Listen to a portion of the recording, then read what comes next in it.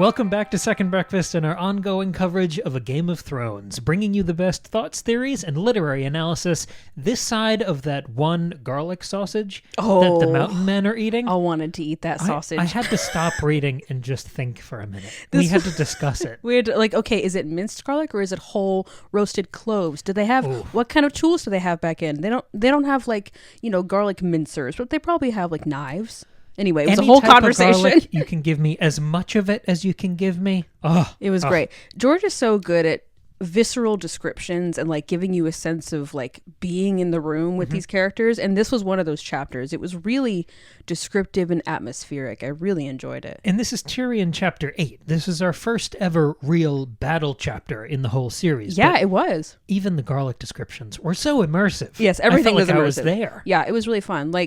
I'm not going to give a full description of the battle in our recap because we don't need to do that. But normally, I've said this before, a lot of times when I'm reading history or fantasy, I get a little bored when we get into the battle part because I'm like, okay, then there was more horses and arrows. Okay, but this was so from Tyrion's POV, I felt very in it and really enjoyed the process of reading it. So this will be fun to talk about. I'm excited. Yeah, it was quite a ride. So again, this is Tyrion chapter 8.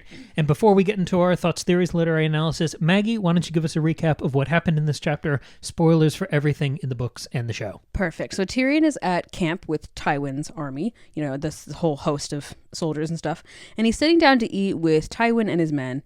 And Tywin is being his normal self. Very mean, criticizing Tyrion, criticizing Tyrion's mountain men, making jokes about how Tyrion's too small a man for them to follow him and all this stuff.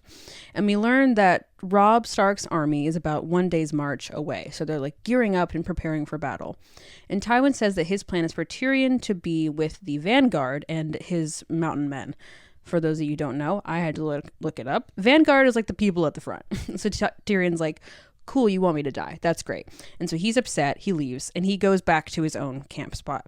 And this is where we meet two new characters who stick with us for a long, long time. His squire, Podrick Payne, who is in fact a distant relative of Sir Ilyn Payne, which I forgot about and didn't connect. And then a lady of the night. That's what I wrote. I was what terms do we use? I wrote Lady of the Night. Her name is Shay. And Bronn found her for Tyrion. Tyrion said, hey, go find me a woman, because I guess I'm at battle and I'm sad. And Tyrion's, himself. So Bronn sort of tracked this woman down and kind of took her from this other night. Anyway, her name is Shay.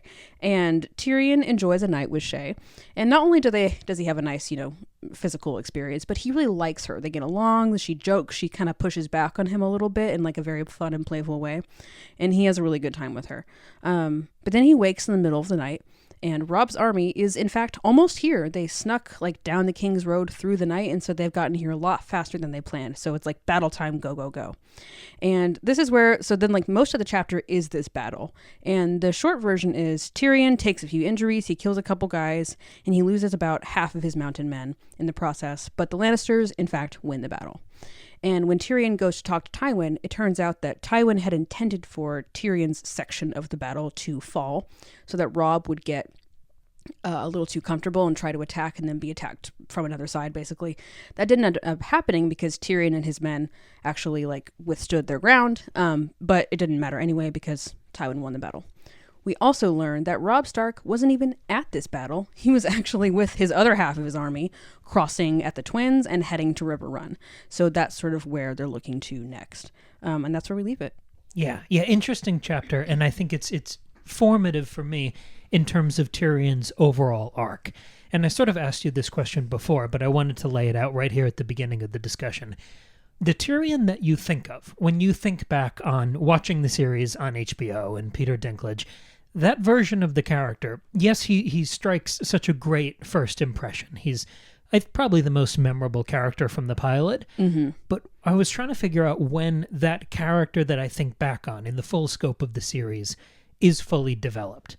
And I kind of think this is the moment, this 8th chapter of Tyrion. I think this is where the character truly arrives, that version of him that we know and love. Interesting. Can you further describe that version? Because to me, you asked me that earlier, and I said, I feel like the Tyrion we know and love is in the first paragraph of his first chapter. But I'm curious to see how you're getting to that conclusion. The Tyrion at Winterfell with all of the, as you would say, ladies of the night, that's not the Tyrion I think of. The Tyrion with Dany at the end is not the Tyrion I think of. Yeah. It's this middle version. And I think that Tyrion arrives here. It's a couple things that define him. The first is explicit and constant conflict with his father. Mm-hmm. That's true. We didn't get that until the last Tyrion chapter. That's true. And I think that when he kills Tywin, I think that my favorite version of Tyrion ends. Okay. Yeah. So this era is about conflict with Tywin. I see. And I think some of that starts here. The other part of it is his entourage has to get filled out. Yeah, I was going to say, like, that friendship with Bronn has got to be really there. I see what you mean. It's Bronn, Pod, and Shay. Yeah. They're his supporting cast.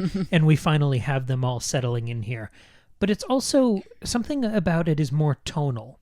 It's this combination of him being good-humored and self-deprecating, but also having some real principles underlying it. There's a real valor to this character. It's so many of the expressions that Peter Dinklage brings to the role in the show. It's that sad smile. It's the tragic undertone constantly with this character where he does have these fun relationships with people around him, but there's also something hollow to them because they're all being paid. True. For their time. They're all being paid to be around him. That's true. Even Shay, yeah. Yeah, or Podrick. He was sort of just loaned out. Yeah, he works for Tyrion. He's a squire, yeah. And Bronn is explicitly a sellsword. But also, when Tyrion has his greatest victories, they're almost always unseen or unacknowledged. And I think some of that happens here because we see him on the battlefield, but those victories are not appreciated. Tywin brushes him off the second he walks back. Right. He barely acknowledges that he's managed to survive. Right. He's like actually mad that he didn't die. You Yes. know? So like his victories are actually like disappointing to Tywin. Yeah. And the other thing is the constant comparisons to other family members. Yeah. It's not just the conflict with Tywin. It's him trying to live up to being his son. It's the conflict with Cersei when they're both drinking wine.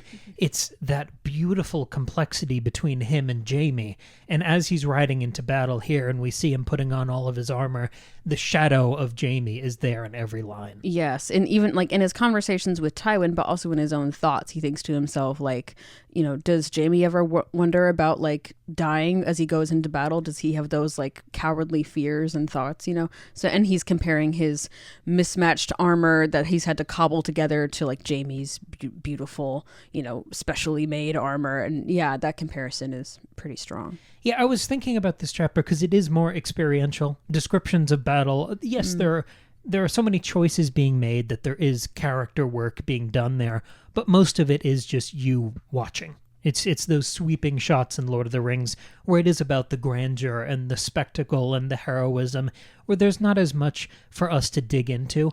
But I looked through my notes for the last Tyrion chapter just to see what balls we had in the air, what theories we were working on. And I think there are some things to play with in this chapter if we zoom out a little bit. Okay. And the first thing is Tywin. Because our entire discussion last time we did a Tyrion chapter, was all about Tywin. Yeah, because that was his introduction, wasn't yes, it? Yeah. So we framed that whole chapter as being this full rollout of the character, and we were wondering if Tywin qualifies as the first franchise big bad. And he was larger than life. He was discussed for months before we actually saw him on the page. And now, in this chapter, we got to see him in action. We got to see that larger-than-life character. I mean, there was no description of him swinging a sword, but we got so much description of his fantastical armor. Yeah. And of course, by the end of the chapter, the battle that he orchestrated is victorious. So this should be a further escalation of this character who is our main antagonist to our Stark/Tyrion perspective. But this is the question I want to throw to you.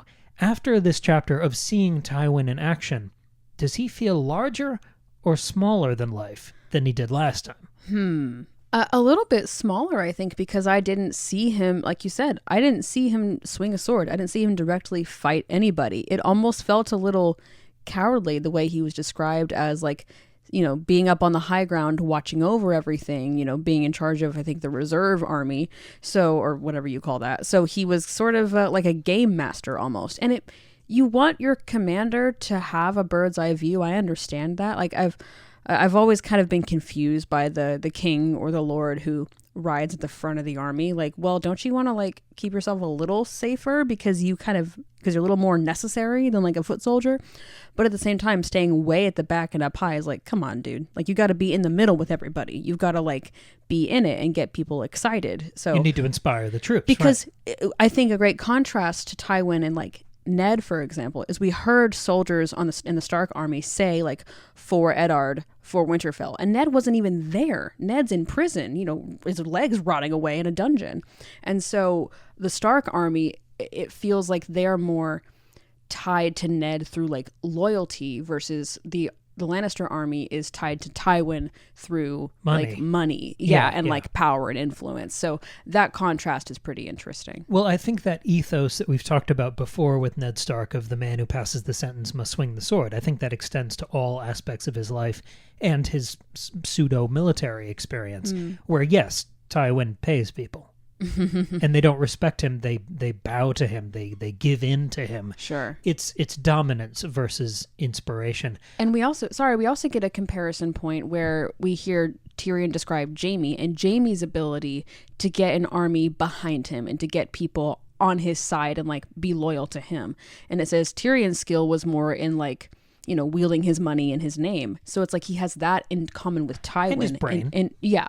But like compared to like Jaime almost has the more honorable way of getting people on his side compared to Tyrion. I think by extension Tywin. I thought that comparison was interesting. He also looks the part. Tyrion, Jaime, yeah, versus Tyrion, who can use his brain, like the way he recruited the Mountain Men. That was a mental exercise. That wasn't inspiring them. They don't care. Yeah.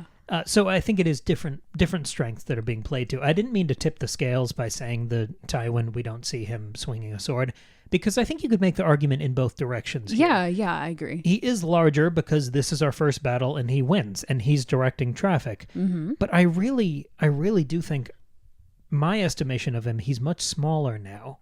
I think the effect of this chapter, apart from just a great action sequence that makes us even more invested in Tyrion Lannister, is to add some conflict to Tywin and humanize him. He's still the antagonist. He's still the big bad so far, but I think we kind of bring him down to earth in this chapter because he's not in combat himself. And the way we describe, I'm not going to do all the resuscitation here, but he's got all these ornamental lions all over him, and he's got the gold and the rubies and this cloak that's so heavy. The descriptions are beautiful. It's great. And then at the end of the battle, where Tyrion's elbows exploded and half of his helmet snapped off and he's covered in blood and he almost died 12 times. Right. We walk up to Tywin and he's sitting by the river drinking out of this like jewel-encrusted goblet. And it seemed so out of touch and unengaged with the valor and camaraderie and sacrifice and suffering of the moment. I thought that was pretty damning for him,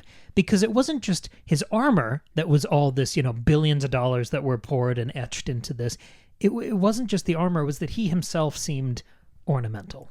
Yes, for sure. He seemed almost, for the first time, almost like a figurehead instead of this scheming, mustache-twirling master strategist. Like, I can play both sides of it. Yes, he's victorious in the battle, but you can also argue he's completely outsmarted by Robb. I was going to say, even though he wins, he still kind of loses to the Starks, and Tyrion. Because Tyrion totally outfoxes that plan and survives with the Mountain Men. True. And in all of the individual skirmishes we see Tyrion participate in, he's always the smarter party. Yes, and to that point, like even more, we hear people say, you know, for Eddard, for Winterfell. We also hear Tyrion's Mountain Men shouting like half man, half man. So they're like, you know, they're on board with and are loyal to Tyrion, and we don't hear anybody say Tywin. Now, that doesn't mean nobody does. Like, maybe somebody in the battle did, but we don't hear it, right? We hear for Eddard, we hear half man. So, like, those are our winners here, and not Tywin. That is really because he doesn't have that relationship. He's not walking through consoling the wounded and talking to his men. No, he's drinking his he's little lounging, goblet. with his little drink, So who had to bring that goblet? Yes, some poor guy had to be like, oh, let me make sure I got my goblet at the ready with my wine. And all of his pork. Yeah, so much pork. The slices of pork before. Ugh. Yeah. I can't imagine eating pork before any physical Got a activity. carbo load, you know. But it was funny though, thinking about the pork though. Like Yeah. I think, like if you think about Robert Baratheon, who was killed by a big pig, and here's Tywin like killing 5 pigs and eating them all. Like that contrast was nice. and I think it's a similarity more than a contrast, because my impression of Tywin after this chapter is it has some of that complacency that I found so unlikable and unsympathetic in Robert Baratheon, where he seems like this lazy incumbent.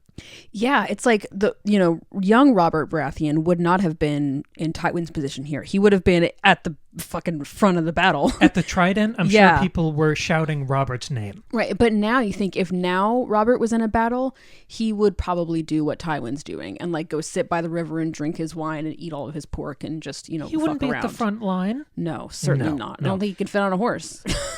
Because it's relevant, I'm going to jump forward in the notes here. I want to revisit our big question from the last Tyrion chapter, which Okay. was our headline on YouTube if you watch us over there. And the question was, why aren't the Lannisters unstoppable? Right. Why aren't they in charge of this entire world? And I think we get more of a clear answer in this chapter, because it's Tywin's fault. I'm talking about humanizing and complicating Tywin. If Tywin had trusted Tyrion with his plan, and they'd had this where they kind of feign that the left side of their vanguard is falling, Yeah. so then Rob's guys stream in there, and Tywin's guys wrap around them, and they just decimate that army. If he had shared that plan with Tyrion, Tyrion could have orchestrated it better and faster and with fewer deaths on their side. But also, because Tywin acted alone, without the counsel or strategy or just willpower, mind power of Tyrion, Tywin alone is responsible for underestimating Robb. Right. So the answer to the question of why aren't the Lannisters unstoppable, I want to keep the question going as we learn more about these characters and spend more time with the Lannister clan. I think the answer this week is that they can't get along or work with each I was other. going to say they're not collaborators. Yeah. Like we saw in the last Catelyn chapter a complete, like the opposite of that. We saw Catelyn working together with Robb and his other men and making decisions together. I mean, it was all about like, ultimately, Robb, this stuff is your decision. You're in charge. But like he sought advice because he's young and humble enough to seek advice from his mother and the men around him. And they knew where individual people's strengths lay, and like Catelyn's the one who went in to talk to Walder Frey. And then we see here the direct consequences of that is Walder Frey's army is in this battle, and Tyrion thinks to himself, oh, Daddy was wrong. He didn't think that Walder Frey was going to help, and lo and Right. behold, here he is. So yeah, the Lannisters don't collaborate. And we see Cersei is the same thing. She's only out for herself. She sometimes collabs with Jaime when it's to her benefit. I don't mean copulates with Jaime. I mean it lets him in on her Bran plans. caught them collabing early on in the book. Yeah, right. But yeah, that's interesting. Yeah. Yeah. And Ned constantly gives the advice to his sons, like you have to rely on the people around you and maintain your relationships with your bannermen and stuff. And we don't see Tywin really doing that here. And there's no one else to blame except Tywin here. Like, yes, Cersei has flaws, Jaime has flaws, Tyrion has flaws, but most of those were fostered or unaddressed by Tywin. He sets the tone. He pits them against each other. He breaks those relationships. He sets up Tyrion to die. He stirs up their resentments. It's completely his fault. So I think the overall effect of this chapter, as much as it deflates Tywin, and I think reveals his mortal flaws, which are ultimately the flaws of his entire house, and by the end of the story, there's only going to be one Lannister left, and he's the one who walked away from the family. Everyone's dead, down to Uncle Kevin. Right. He does at the end of the 5th book. Anyway, Okay, I couldn't remember when Kevin died. it's not just... they basically cut him out of the show. Okay, yeah, I don't remember him even being in the show. It's a big deal in the book. It's very cool. But Cool, okay. the effect of this chapter is not just to deflate Tywin. I think it's, on the other hand, or maybe if you look at it like a seesaw, we're also humanizing, testing, and proving Tyrion here. Yeah. It's funny because in the show, we don't see this battle take place. Tyrion gets knocked out, and the battle is over when he wakes up. Budget. And, for budget reasons, understandably. Like it's a smart move, Oh, it is. rather than like doing like a terrible battle on screen. So I didn't remember how this went. Like, I truly didn't remember which side won. Like, it was very exciting for me. And I was like so surprised at how active and involved Tyrion was in the battle. He's like on a horse, like swinging an axe and stuff. And a lot of the times the way he wins is like through cleverness and not necessarily through like, you know, fighting strength. But like my favorite one is when whatever works. My favorite is when he's like on the ground, sort of like at the mercy of this, you know, guy, this Stark soldier. And Tyrion like jumps up and stabs the horse from below with his pointy helmet, gutting the horse, knocking the horse onto the guy who's going to kill Tyrion. Like, so smart and interesting. And like, you know, a full grown guy may not be able to do that. So, and you know, if Tyrion had had his like special Lannister, you know, custom made armor, it may not have had that weird spike on the end. So he wouldn't have been able to do that. So I liked seeing him get to use his size and people underestimating him to his advantage here. It's such a beautiful contrast because obviously the comparison is to someone like Jaime, who's not just more proficient with a blade, but he's larger and has a better vantage point. He has a better reach. I mean, Right. We know all of these things matter in single combat. Jaime is not there. So instead, we get all of his mountain men who are big, and one of them has two-handed axes. Yeah. We get someone like Bronn, who's supposed to be this master swordsman. We saw that when he was in the single combat defending Yes, Tyrion. yes. And even more kind of exploding the comparison, Tyrion's not leading that part of the vanguard. It's technically under the purview of the Mountain. That's right. Who's yeah. giving Tyrion orders, who's leading the charge into battle, and his horse gets skewered by 50 spears, and he just rises up untouched, and he's terrifying. But Tyrion survives too. And of our POV characters, not counting what we hear about in legend or in memory, for stuff we've seen in real time on the page, Tyrion Lannister is our most battle-tested character. That's true. That's a good point. It's a great impression. Because we haven't seen Robb do any fighting. Yeah, that's a really good point. And I know that'll evolve, especially in the next book, The War of the Five Kings, but Jon especially, yeah. I mean, this is kind of the first battle we have, not counting things like the single combat and the Moon Door. This is the first bit of combat we have. And I don't have a full, I'm just kind of riffing here for a second, but we talked about Tolkien a lot last week. That's right, yeah. The first bit of real combat I can think of in Lord of the Rings is Weathertop. I was going to say, I think it's Weathertop, yeah, which is like our first, like, the first time we really understand Aragorn and appreciate Aragorn because he defends all the hobbits and is so cool. Yeah. The big guy comes in with the save. But before that, the little guys mostly hold their own. That's true, yeah. They take some injuries, like Tyrion does here. Oh, yes, Frodo gets stabbed, yeah. But ultimately, the cavalry comes in and saves him. Yeah. So I think it's, as we look at the maybe hero's journey of Tyrion Lannister, I think this is probably his Weathertop. Sure, and the halfling, half-man comparison is, you know, there welcoming the comparison, yeah. But he handles himself better than Frodo or Sam or Merry or Pippin. Yeah, for sure. He doesn't get stabbed in the chest and make the weird noises. He doesn't do that at all. Yeah, it's He true. mostly loses an elbow, but he soldiers through. That's true.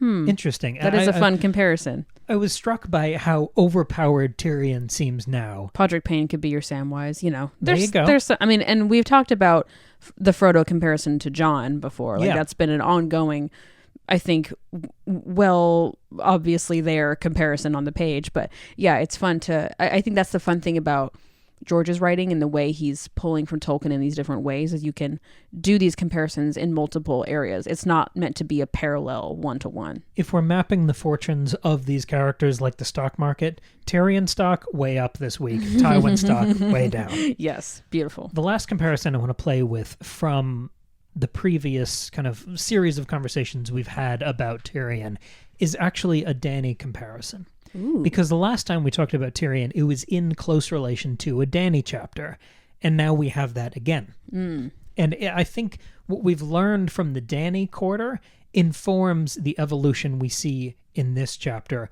with some of Tyrion's compadres. So last time we were talking about the similarities between Tyrion's mountain men and the Dothraki.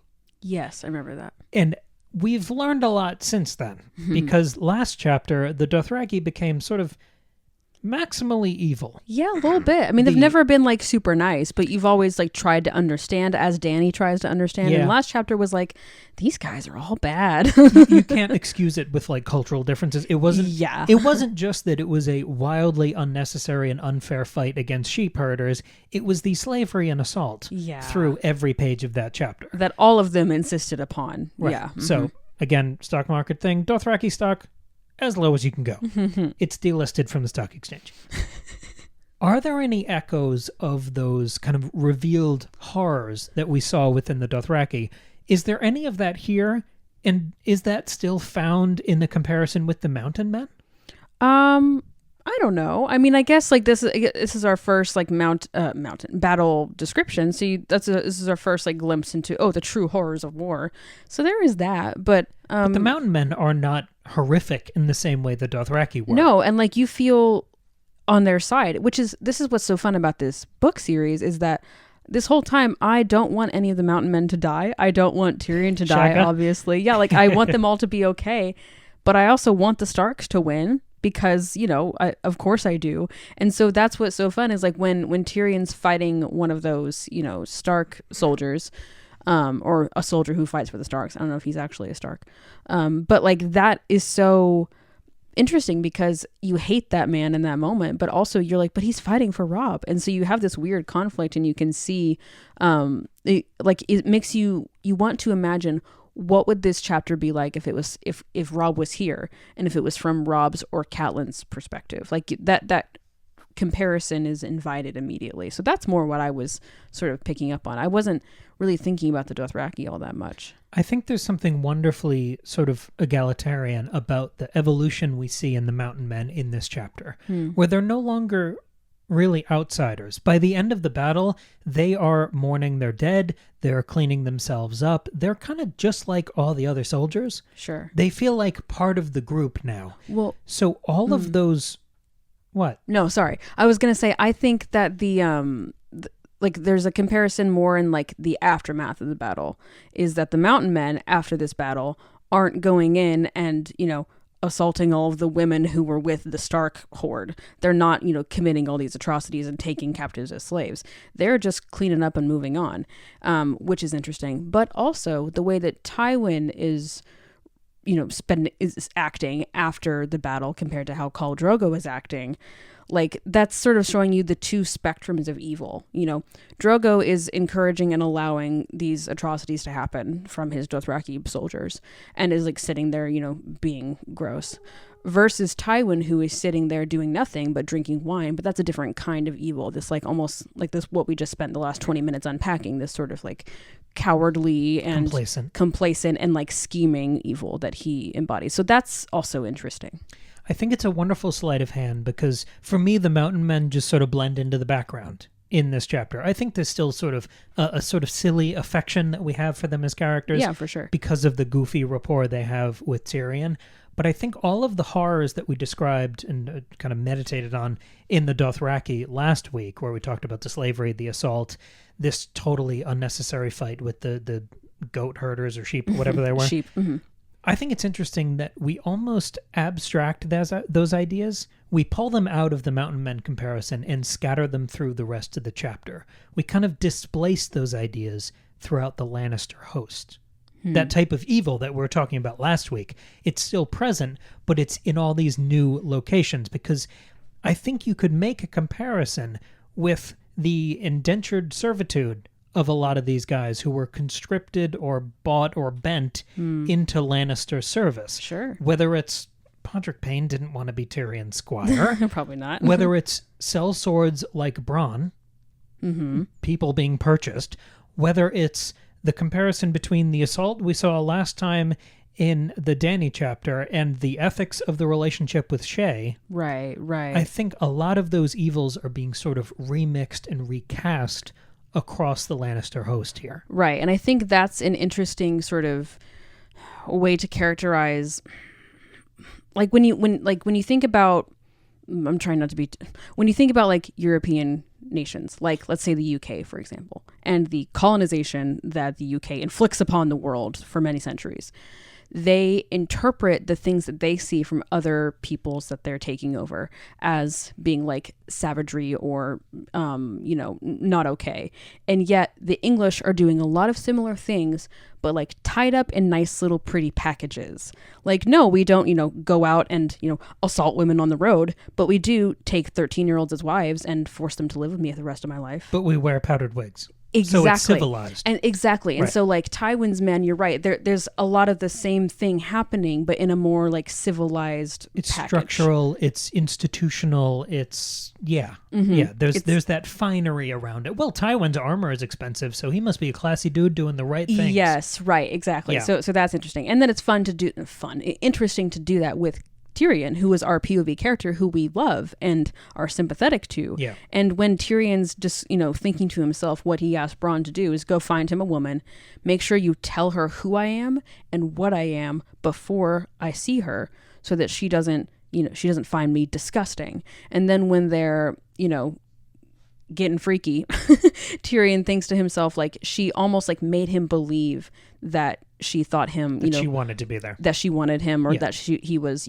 strong and powerful. And like, that made me so sad for Tyrion, even though at the same time, I'm terribly sad for Shae, this woman who is basically, enslaved to do what men want to do with her. He asked Bronn to go shopping. Yeah, right. Yeah. And so, it's horribly complicated and sad. And then stole her at knife point from another. Yeah, right. Not very cool. And so she's being so sweet to Tyrion, but you have no idea how much of it is true and how much of it is her just, trying to survive and be okay. Yeah, Shae was the other big part of this chapter. I was wondering why we introduce her here. So, I obviously know that Shae becomes this really important character, and so I noticed this moment as being significant, but I was trying to think, as I always try to do while we're doing this, what's a first-time reader thinking? They don't know how important she's going to be. And so the thing that a first-time reader would probably expect is, how is this not just Tysha all over again? Because we learned about Tysha early on in Tyrion's story about this, horrible thing that Tywin did to Tyrion when he was young, and how it's like shaped his whole relationship with himself and sex and with women. And so you're thinking to Bronn and Shae both say where she came from and how she was acquired. But like, why should we believe that? And I'm wondering why Tyrion is not more suspicious, because we've just spent the whole first, couple pages of the chapter with Tywin, where Tywin's being crafty and judgmental and manipulative and pretty evil to his own son. So why wouldn't Tyrion be more suspicious about where Shae came from, and like why couldn't it have been orchestrated by Tywin? I think it could be, and I think this is George kind of putting us in Tyrion's position and making us think like he does, where we are sort of carrying those scars almost. We have that sympathetic sort of paranoia about this, where we hear Bronn tell Tyrion where he sourced Shae from, and the story is a little hazy. Yeah, some night, I don't know. He has to ask like 2 times to get the full story, and even then, we don't really get particulars. So I think we are supposed to see the shadow of Tysha over this relationship, and I think at some point Tyrion must know that it's a possibility that she was planted there as a spy.